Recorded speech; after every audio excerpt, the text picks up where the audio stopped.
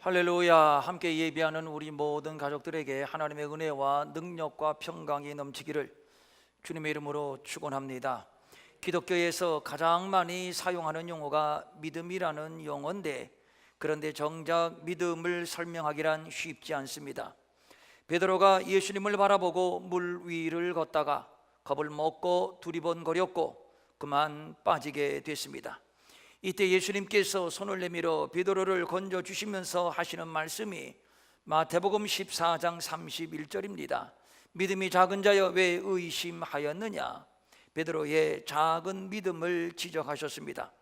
그런가 하면 또 마태복음 15장을 보면 가난한 여자 하나가 흉악하게 귀신 들린 딸을 데리고 예수님께 나왔습니다. 그리고 고쳐달라고 간청을 합니다. 이때 예수님은 자녀의 떡을 취하여 개에게 주는 것이 마땅치 않다라고 말씀하시면서 고쳐주지를 않았습니다.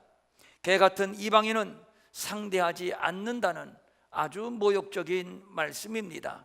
그런데 여인의 반응은 뜻밖이었습니다. 옳소이다. 개들도 주의 주인의 상에서 떨어지기는 부스러기를 먹나이다. 그러니까 당신이 개라면 나는 개입니다. 개들도 주인의 상에서 떨어지는 부스러기를 먹는데 그 부스러기 은혜라도 제게 베풀어 주시어서 제 아이를 좀 고쳐주세요 라는 겁니다.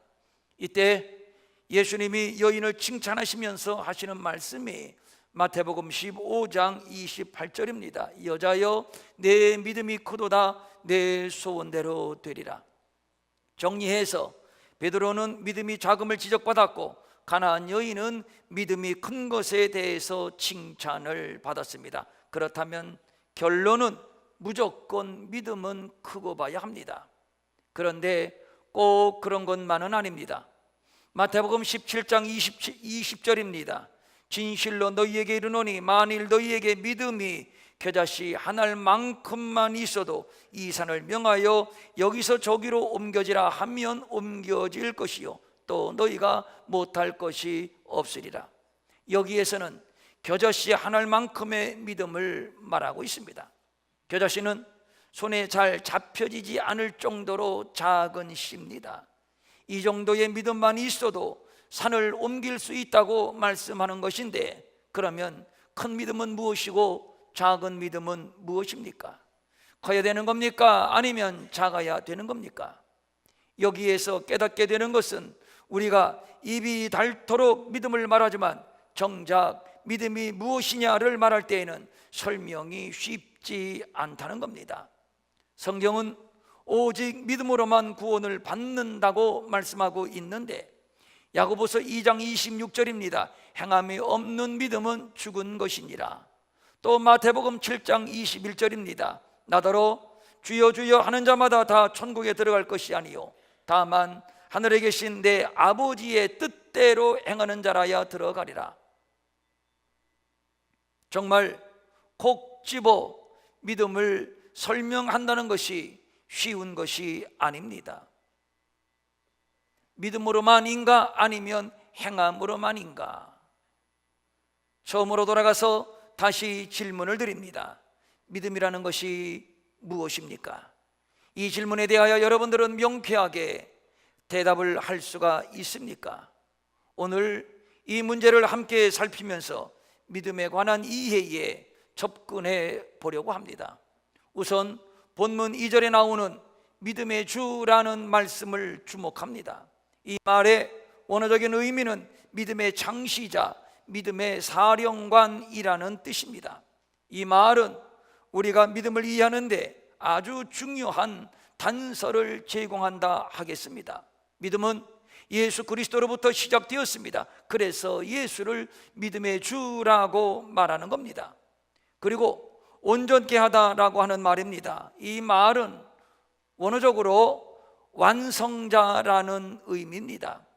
예수 그리스도는 친히 십자가의 구속을 담당하심으로 기독교의 신앙의 시작점이 되셨고 또 장차 심판주로 다시 오실 믿음의 결론이기도 합니다.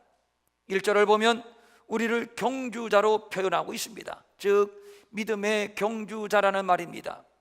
예수 그리스도는 이 믿음의 길을 개척하셨으며 또 믿음의 선두에 서서 마지막 결승점까지 경주를 승리롭게 마치신 분이십니다. 그렇기 때문에 그분은 진정 우리의 믿음의 시작이 되시며 진두지휘하는 분으로서 우리를 온전케 하시는 분이십니다. 그는 믿음의 개척자인 동시에 믿음의 결론, 믿음의 완성자이시기도 합니다. 그러니까 믿음의 알파와 오메가는 예수 그리스도다라고 생각하시면 될 겁니다. 예수 그리스도는 믿음의 시작입니다. 믿음의 본질이요 본체입니다. 또 믿음의 결론입니다. 믿음의 주요 또 온전하게 하시는 이인 예수를 바라보자. 그런 의미에서 믿음은 예수를 바라보는 것입니다. 예수 없는 믿음은 다 허구이며 속임수입니다. 속지 말아야 합니다. 고린도후서 11장 4절에서 바울은 이렇게 말씀한 바가 있습니다. 만일 누가 가서 우리가 전파하지 아니한 다른 예수를 전파하거나 혹은 너희가 받지 아니한 다른 영을 받게 하거나 혹은 너희가 받지 아니한 다른 복음을 받게 할 때에는 너희가 잘 용납하는구나. 그러면서 바울은 또 갈라디아서 1장 7절에서 이렇게 말하고 있습니다. 다른 복음은 없나니 다만 어떤 사람들이 너희를 교란하여 그리스도의 복음을 변하게 하려 함이라. 이 말씀을 오늘 본문을 이용하여 각색한다면 이렇게 읽을 수도 있을 겁니다. 다른 믿음은 없나니 다만 어떤 사람들이 너희를 교란하여 그리스도의 믿음을 변하게 하려 함이라. 복음은 그리스도요, 복음은 곧 우리의 믿음입니다. 그러므로 예수를 바라보는 것이 믿음이라고 할 수 있는 것이죠. 그러므로 예수 없는 믿음은 허구요 속임수다라고 하는 말은 맞는 말입니다. 다른 복음은 결코 없고 다른 믿음도 결코 없습니다. 모두 우리를 교란하는 속임수일 뿐입니다. 그런데 오늘날 많은 사람들이 예수 없는 믿음, 예수 없는 복음, 예수 없는 믿음에 속고 있습니다. 이거 다 잘못된 것입니다. 속임수와 허구를 잘 용납하는 잘못된 신앙을 지적하고 있는 겁니다. 축복을 말하고 기적을 말하고 또 성공과 출세를 말하는데, 그런데 정작 그 안에 예수가 없고 믿음이 없습니다. 예수 아닌 예수, 복음 아닌 복음, 믿음 아닌 믿음, 허구에 속았고 거짓에 속았습니다. 사람들은 말합니다. 예수를 말하고 믿음을 말하는데 어떻게 속임수일 수가 있는가? 이런 분들에게 들려주시는 말씀이 이것입니다. 너희를 교란하여 그리스도의 복음을 변하게 하려 함이라. 다 교란책입니다. 고린도후서 11장 3절의 말씀을 주목합니다. 뱀이 그 간계로 그 속임수로 하와를 미혹한 것 같이 너희 마음이 그리스도를 향하는 진실함과 깨끗함에서 떠나 부패할까 두려워하노라. 처음 에덴 동산에서 뱀으로 위장한 사탄은 속임수로 하와를 미혹했습니다. 하와는 이 속임수의 미혹을 받았습니다. 교란책에 속아 넘어갔다는 말입니다. 우리의 믿음은 복음입니다. 하나님의 말씀입니다. 예수 그리스도입니다. 교란책에 속지 말아야 합니다. 아담과 하와가 이 교란책에 속아서 에덴 동산에서 쫓겨났고 인류는 생로병사의 불행한 운명을 떠안고 살아갈 수밖에 없게 된 것입니다. 그런데 사탄은 그때와 동일하게 속임수로 오늘날 성도들을 미혹하고 있습니다. 그 목적은 분명합니다. 우리를 부패시키려는 것입니다. 그러므로 우리의 믿음이 이 그리스도에서 떠나 부패하지 않도록 진실함과 깨끗함에 머물러 있어야 하는 것이며, 그 비결이 바로 믿음인 것입니다. 그런데 그 믿음은 예수를 바라보는 겁니다. 여기에서 바라본다라고 하는 말은 무의미하게 먼 산 바라보듯 하는 것이 아닙니다. 계속해서 주목해 바라보는 것입니다. 육상 경기의 경주자가 결승점만 바라보고 달리는 것과도 같은 의미입니다. 그러므로 믿음은 결승점을 바라보고 달리는 경주자와도 같은 것이며, 그 결승점은 곧 예수 그리스도인 것입니다. 달리는 경주자는 다른 생각하지 않습니다. 다른 짓도 하지 않습니다. 그의 마음, 그의 생각, 그의 눈은 오직 결승점 밖에는 없습니다. 세계 단거리 육상의 간판 스타인 자메이카의 우사인 볼트라는 선수를 웬만한 사람이면 다 알 것입니다. 그는 100m와 200m의 세계 기록 보유자로서 세계 선수권에서 11개, 올림픽에서 8개의 금메달을 목에 건, 그러니까 지난 10년간 세계 육상의 전설로 전대미문의 절대 강자로 군림했습니다. 그가 작년에 벌어들인 수입만 해도 384억 원이라고 하니 가히 육상계의 레전드입니다. 올해에도 지난 8월에 세계 선수권 대회가 열렸는데 전문가들은 우사인 볼트가 주전목에서 당연히 금메달을 걸 것을 예상을 했습니다. 그런데 결과는 아니었습니다. 주종목 100m에서 형편없는 기록으로 동메달에 그쳤고, 200m는 기권했고, 또 400m 계주에서는 완주하지 못하고 중간에 포기하고 말았습니다. 어째서 우사인 볼트가 저렇게 추락했을까? 알고 보니 모든 것을 이미 다 얻은 그로서는 목표의식이 없어졌고, 그래서 경기 전날 밤 밤새도록 클럽에서 술 먹고 놀았다는 것입니다. 목표를 상실한 그는 더 이상 달릴 필요성을 느끼지 못했던 것이고, 그래서 결국 그라운드에 쓰러지고 만 것입니다. 우리는 믿음의 경주자들입니다. 목표를 잃어버려서는 안 됩니다. 우리의 목표는 예수 그리스도이십니다. 그래서 본문은 예수를 바라보라고 말씀하고 있는 것이지요. 예수가 우리의 목표이며 그를 바라보아야 하는 것은, 예수 그리스도는 우리의 믿음을 개척하신 분이시며 완벽하게 완주한 분이시기 때문입니다. 그러면 예수께서 어떻게 믿음의 경주를 완주하셨는가? 2절입니다. 그는 그 앞에 있는 기쁨을 위하여 십자가를 참으사 부끄러움을 개의치 아니하시더니 하나님 보좌 우편에 앉으셨느니라. 예수님은 앞에 있는 기쁨을 내다보셨습니다. 그러면 예수님이 내다보신 앞에 있는 기쁨이 무엇인가요? 부활입니다. 즉 당신이 먼저 부활하면 후에 자기를 따라오는 모든 믿음의 성도들이 자기처럼 부활하여 영생을 얻는 것을 우리 예수님은 기쁨으로 바라보셨던 겁니다. 이 기쁨이 십자가를 참을 수 있는 능력이 되었던 것이지요. 이것은 허황된 망상이 아닙니다.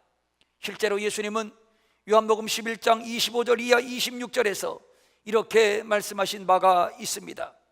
예수께서 이르시되 나는 부활이요 생명이니 나를 믿는 자는 죽어도 살겠고 무릇 살아서 나를 믿는 자는 영원히 죽지 아니하리니 이것을 내가 믿느냐?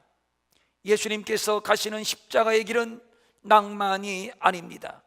이 길은 인간이 당하는 가장 지옥적인 길이요 가장 저주스러운 길입니다. 억울한 길이요 매를 맞는 길이요 피 흘리는 길입니다. 땀방울이 핏방울이 되도록 기도하지 않으면 갈 수 없는 길입니다. 그래서 예수님조차도 아버지 피할 수만 있다면 피하고 싶습니다. 이 십자가가 얼마나 불명예스럽고 얼마나 견디기 힘든 형벌이었는지 예수님도 피하고 싶으면 피하고 싶다고 절규했던 것이고, 당시 로마 자국민들에게는 이 십자가의 형벌을 언도하지 않았습니다. 그런데 우리 예수님은 기꺼이 십자가의 길로 가셨습니다. 기꺼이 십자가를 지셨습니다. 그리고 십자가를 참으셨습니다. 여기에서 참다라고 하는 원어적인 의미는 입장을 고수하다, 확고부동하게 있다라는 뜻입니다. 예수님의 입장은 초지일관 확고부동했습니다.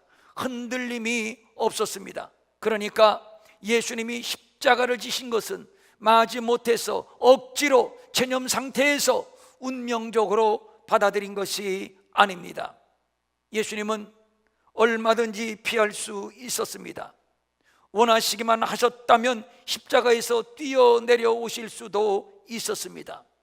마태복음 26장 53절입니다. 너는 내가 내 아버지께 구하여 지금 12군단 더 되는 천사를 보내시게 할 수 없는 줄 아느냐. 그러나 예수님은 그렇게 하지 않으셨습니다. 끝까지 참으셨습니다. 끝까지 견디셨습니다. 끝까지 인내하셨습니다. 그리고 예수님은 부끄러움을 개의치 하지 않았습니다. 이 말은 부끄러움을 아예 무시해 버렸다는 의미입니다. 예수님은 십자가상에서 겪는 부끄러움과 야유, 조롱을 대수롭게 여기지 않았습니다. 아예 무시해 버렸습니다. 그렇게 하실 수 있었던 것은 그 앞에 있는 기쁨 때문이었습니다. 십자가를 통해서 아버지의 뜻이 이루어짐을 믿었습니다. 십자가가 자기 백성을 죄에서 구원하는 유일한 길이요 진리요 생명이 되며, 그리고 영원히 죽지 않는 부활과 생명이 됨을 내다보셨습니다. 이것이 예수님에게는 기쁨이었고, 그래서 기꺼이 십자가를 참을 수 있었던 겁니다. 예수님은 이후에 하늘 보좌 우편에 앉으실 영광을 바라보셨습니다. 십자가가 흉악범에게 내려지는 형벌이지만, 그래서 십자가가 저주의 상징이지만, 그러나 예수님의 죽음은 하나님의 아들의 죽음이요 의로운 죽음입니다. 따라서 예수님의 십자가는 실패가 아니라 승리요, 지옥이 아니라 영광인 것입니다.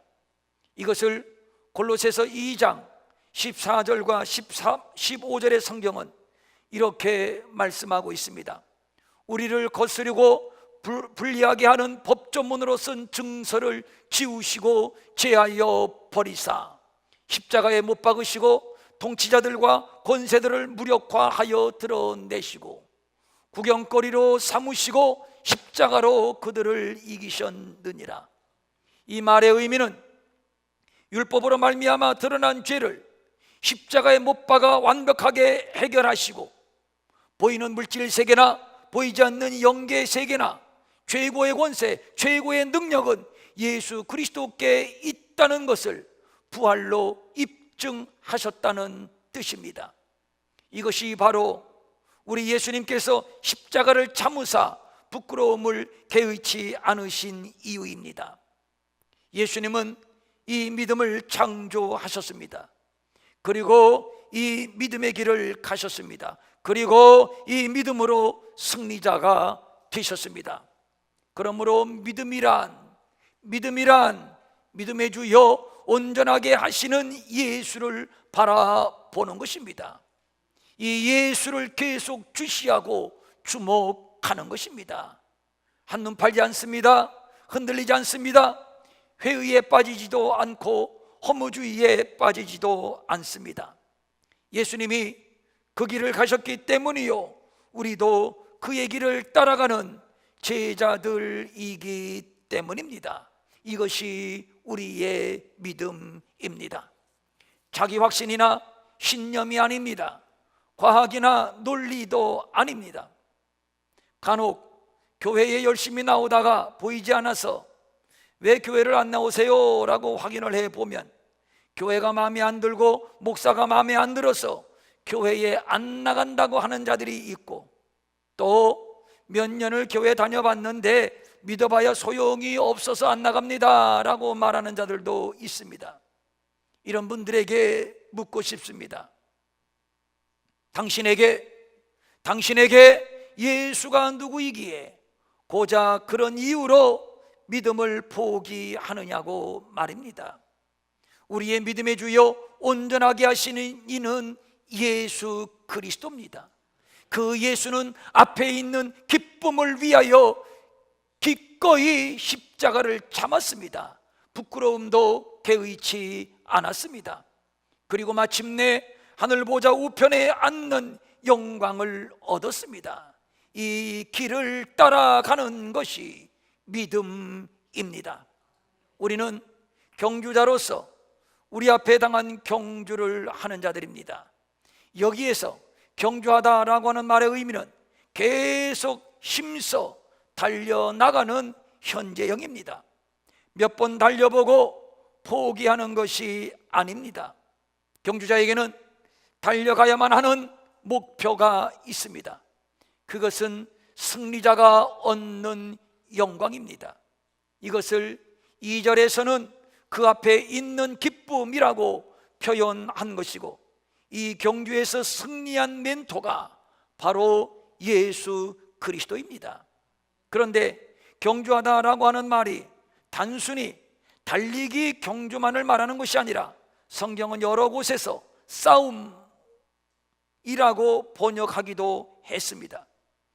그러므로 기본적으로 이 단어는 무엇인가 쟁취하기 위하여 극렬하게 투쟁하는 의미를 갖는 단어입니다. 성도는 아직 달려갈 길이 남아있는 자들이요, 아직 싸워 쟁취해야 할 일들이 남아있는 자들입니다.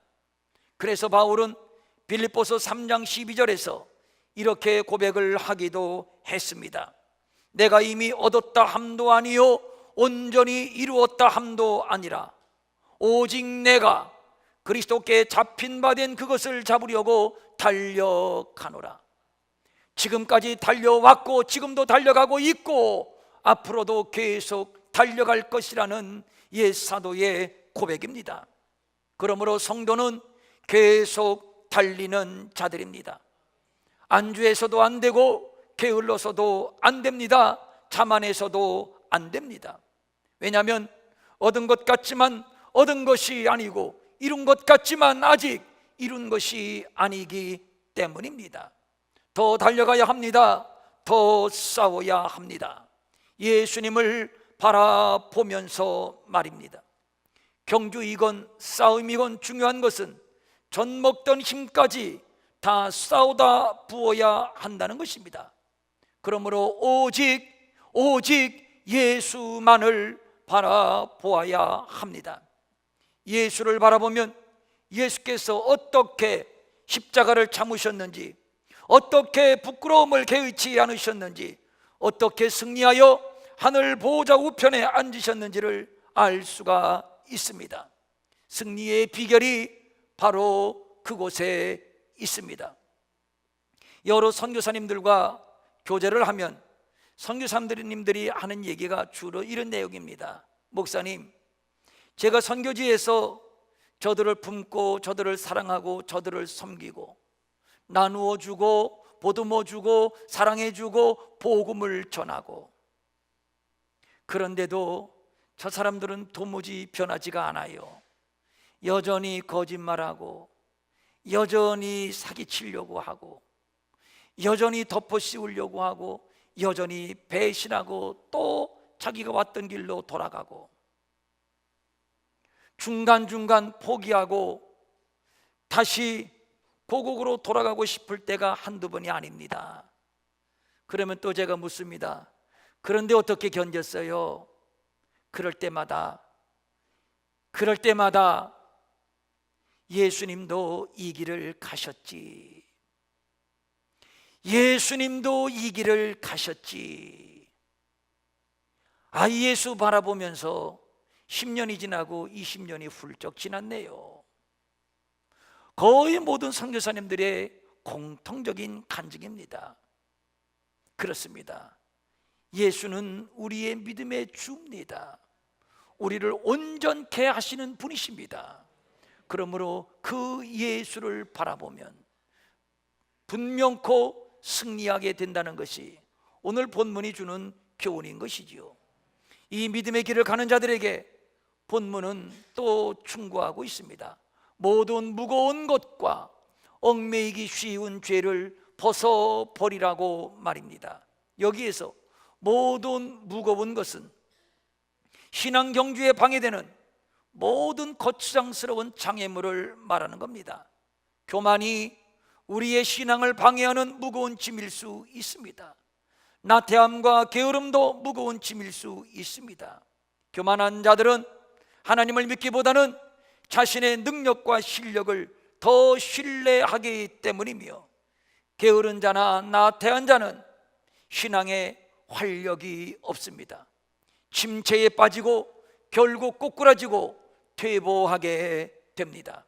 그래서 마태복음 5장 29절 이하 30절의 말씀은 이렇게 단호하게 우리에게 충고하고 있습니다.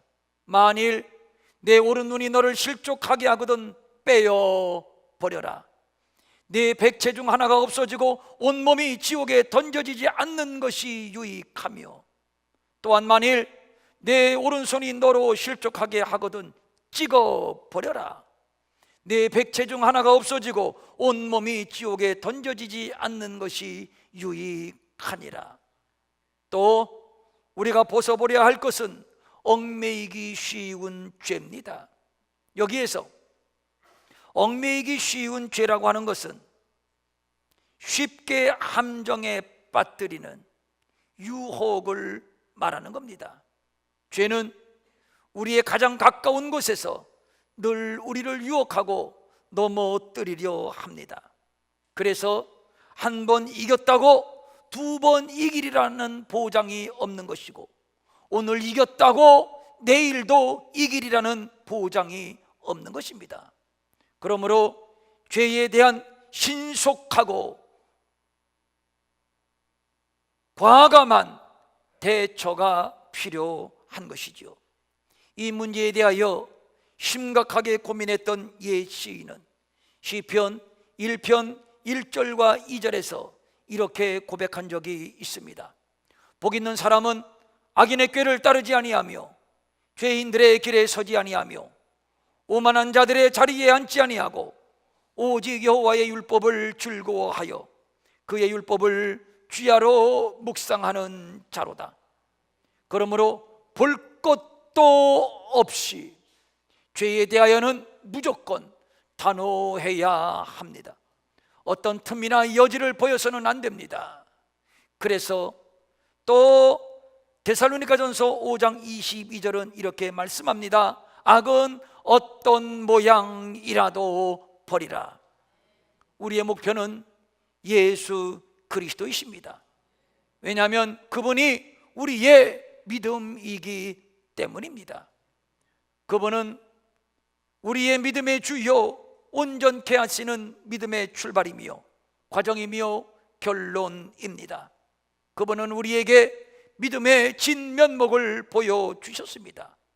예수님의 생애를 보면 비단길 생애도 아니었고 꽃길 생애도 아니었습니다. 당시 사람들이 예수를 메시아로 인정하지 않았던 것이 그가 비단길이나 꽃길로 오시지 않았기 때문입니다. 왜냐하면 메시아는 비단길이나 꽃길로 오실 것이라고 믿었기 때문입니다. 그러나 예수님의 길은 비단길이나 꽃길이 아니었습니다. 십자가의 길이었고 그의 생애는 십자가의 생애였습니다. 그 길을 가겠다고 따라 나선 자는 아무도 없었습니다. 그렇게 사랑했던 제자들마저도 예수님께서 십자가를 지실 때 모두 부인하고 도망을 갔습니다. 예수님께서 불법 재판을 받으실 때에 한 사람도 예수님의 무죄를 변호한 사람이 없었고, 또 물과 피를 흘려 목마름을 외쳤을 때 한 사람도 예수님에게 물 한 모금을 갖다 준 자가 없었습니다. 구레네 시몬이 예수님의 십자가를 대신 졌다고 기록하고 있기는 합니다만, 그가 자발적으로 십자가를 진 것이 아니라 로마의 군인들이 억지로 지게 한 것입니다. 예수님의 말씀을 듣고 은혜 받았다고 하는 자들은 다 어디 갔습니까? 예수님으로 말미암아 병고침을 받은 자들은 다 어디로 갔습니까? 오병이어의 기적으로 배불리 먹었던 자들은 다 어디로 갔습니까? 호산나 호산나, 예수님의 예루살렘 입성을 환영하며 노래하던 자들은 다 어디로 갔습니까? 어디로 가기는요, 지금 예수님을 십자가에 못 박으라고 외쳐대는 폭도가 바로 그들입니다. 침을 뱉습니다. 욕을 합니다. 때립니다. 벌거벗깁니다. 조롱을 합니다. 네가 메시아냐? 그렇다면 어디 한번 뛰어내려 봐라. 그런데 이 상황에서 예수님은 참으셨습니다. 부끄러움도 전혀 개의치 않으셨습니다. 앞에 있는 기쁨, 즉 승리하여 하늘 보좌 우편에 앉을 그 영광을 바라보면서 말입니다. 사랑하는 성도님들, 우리는 믿음의 경주자들입니다. 믿음의 선한 싸움을 싸우는 자들입니다. 이 길에 어찌 환난 풍파가 없겠으며 어찌 부끄러움 수치가 없을 수 있겠습니까? 당연히 있습니다. 그럼에도 포기할 수 없습니다. 끝까지 완주해야 합니다.